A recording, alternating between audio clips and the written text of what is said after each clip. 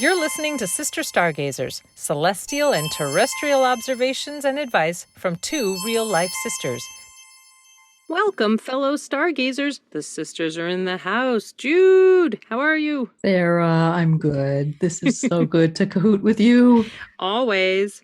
And this is episode 5 of Sister Stargazers already. I can't believe it. It's been a month. And now we're looking at the week of Sunday, October 10th through Saturday, October 16th. We're going to cross the Ides of October in this week. So where would you like to start? What's on the astro agenda for this week?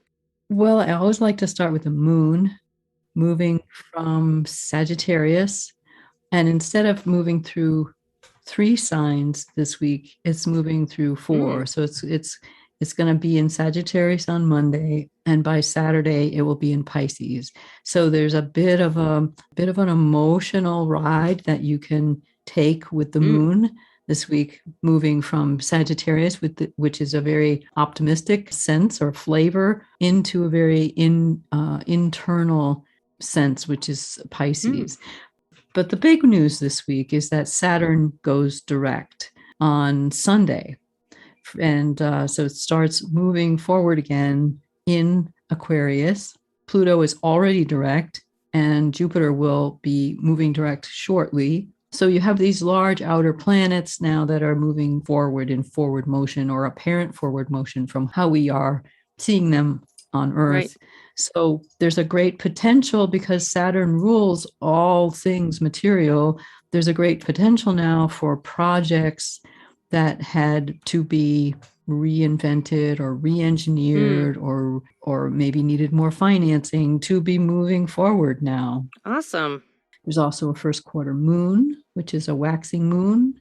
And the big highlight of the week is Wednesday, when Venus in Sagittarius makes a sextile to this Saturn in Aquarius moving direct. So that's a lovely aspect. A sextile aspect, that's again just the measurement of degrees between these planets. It's when 2 planets are separated by an angle of 60 degrees, and it's considered a halved trine. Okay. It's a major harmonious aspect. So Venus and Saturn, I know Venus mythologically is goddess of love. What are the particular things Venus might rule? Well, we can go to our rulership book here by Rex Bills, and there's an alphabetical listing of all things that Venus rules. Well, that's cool. And yes, and it starts off with accordions. Wow. And it goes through artists, artist supplies, artistic tastes, aesthetic sense. Yes. Guitars. It's not like hair. Things of pleasure, I would guess, would be Venus. Things of... Yes, gaiety. Okay. Hobbies, holidays, joy is Venus. Jugglers. I'm going through the alphabet here. Overtones. Nice. Pageants, paint and paintings. Revenue is Venus. Okay. Yeah, wealth and money. Ribbons, rings, and riches are Venus. The throat is ruled by Venus. Oh, how interesting. And getting towards the end here, wallets, wealth, weddings. What is the name of this book? This book is called The Rulership Book by Rex E. Bills. And it's a compilation of alphabetical listings of all the attributes of the planets and the things that they rule. Wow, that's really cool. Yeah, it's very cool, and it's thick. It's probably 400 some odd pages, and it's cross-referenced, and it's encyclopedic. Yeah. It's really remarkable. Yeah, Venus rules the color yellow. That's the color of money. And zest. So Venus is in this harmonious aspect to Saturn, and Saturn is, well, mythologically, he was Kronos, the kind of god of time, the timekeeper, and things of the earth. So what happens when you have Venus, all things pleasure and wealth, sextiling Saturn? Well, Venus is in Sagittarius, so Venus is forward thinking. Venus wants her wealth to be used to good advantage, and Saturn in Aquarius wants to control that wealth, but also have it be of benefit to the collective. So it's an aspect of, you don't go too far out of bounds. You really want to fail safe. You want to have like a backup plan. You want to go with what you know. You want to take a calculated risk. So the sextile from Venus to Saturn doesn't go completely off the rails, but it's, Saturn does put a damper on anything it touches. And so Venus's exuberance or her forward thinkingness in Sagittarius is tempered by Saturn in Aquarius. But it's a very good aspect for good return on investment in a conservative way. So if you've got something that you've been wanting to invest in or seeing a return on, this could be a time when that shows up. Is that necessarily financial or fiscal, or could it be an emotional investment or a? Well, it could be more on the idea level as well. Okay. Support of an idea or getting funding for something or finding a great deal at an antique shop, that there you go. kind of thing. Like goodwill, here I come. You needed something, you're not sure how you're going to get it. It's like you put the thought out there and doesn't it just show up? All right. Somebody drives it right up to the Goodwill and then it's in your pocket. Awesome. That's a really great, actually a very good manifesting aspect. Venus, sextile, Saturn.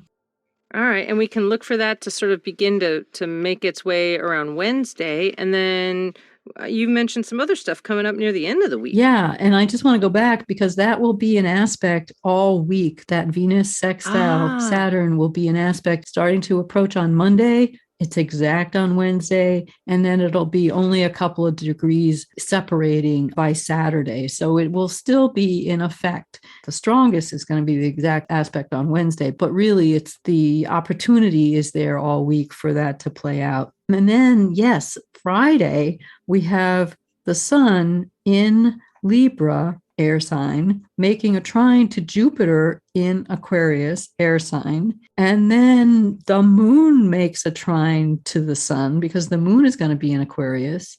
And then the moon will conjunct Jupiter in Aquarius. All right, back that up. What does that all mean? Okay, so it means there's this incredible potential.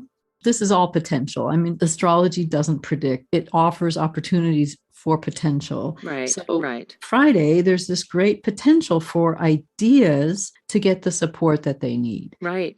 Because the sun is about illumination and consciousness, there might be new ideas that are offered that have like incredible potential, a collective impact. Nice. And the moon joining with Jupiter will also bring a sense of kind of a heart. So when the mind and the heart or the soul and the consciousness and the heart are joined together, it really gives like even more of a push for these ideas to take hold or to be manifest. Nice. Yeah. Yes, lots of optimism, confidence, a great time to expand your horizons. And with the sun being in Libra, it's also the potential for ideas of justice, truth, tact, those kinds of ideas. That ideas will be coming up, a good idea to maybe share them or put them out there, that there may be space for them to be heard and that they sound like ideas that could make a difference. And these could also be ideas for problem solving. I'm calling them ideas because it's air. It's an air sign. But, maybe a change of thinking is possible, more possible, and there's more optimism or confidence that change can happen around ideas during this period on Friday. Nice. And then on Saturday, October 16th, there's one other aspect you were mentioning, which is Mercury sextile Venus. Venus seems very active this week. It's again that potential for ideas to surface, for really elegant ideas, like not just brilliant ideas, but elegant ideas. Nice. And for them to kind of catch on. Sounds like a good week to kind of roll with it. Like if you see it coming and it seems like a good idea, like don't hesitate. Maybe just kind of roll with it, go with it. It seems like a lot of flow, possibility for flow. Yeah, especially later in the week. I mean, Tuesday with that first quarter waxing moon, there's a bit of tension because it's a Libra sun.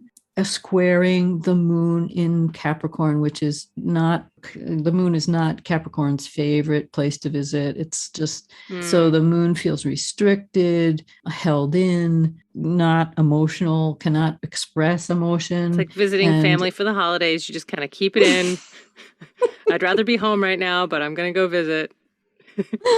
Well, it's like, obligation, right?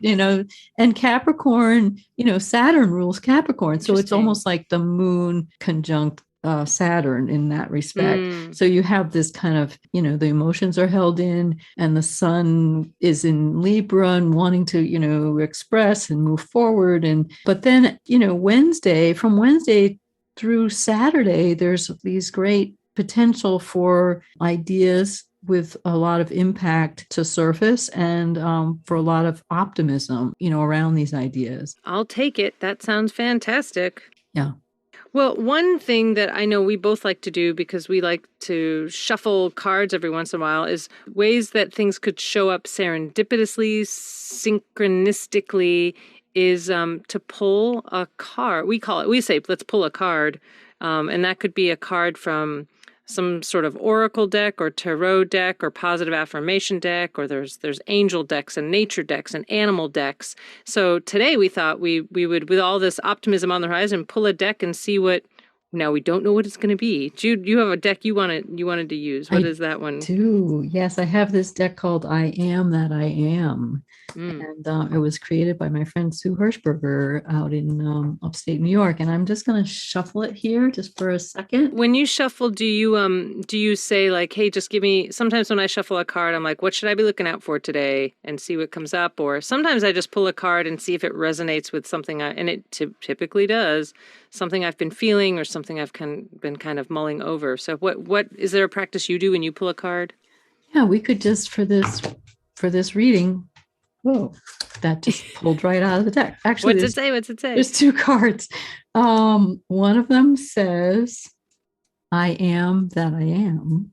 That's the kind of the title card. And the other one, this is a good one. The other one says, I am open to the creative process, trusting that I am guided at all times. That's it. That's the week, if nothing else. It literally flew out of the deck. That's crazy. Flew out of the deck. That's awesome. That's the other thing. That's harmony right there. Synchronicity and harmony. Woo.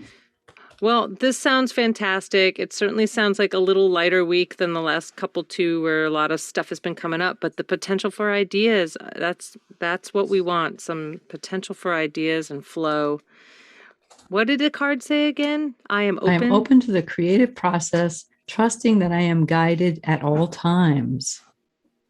That is remarkable. Yeah, and I think that's the thing about the trust too. Like, an idea comes and we sort of are like, I don't know, is it a good idea? It seems like this week is a really good idea, especially after Wednesday. Really good idea. It's a good idea for ideas. It's a good week for ideas.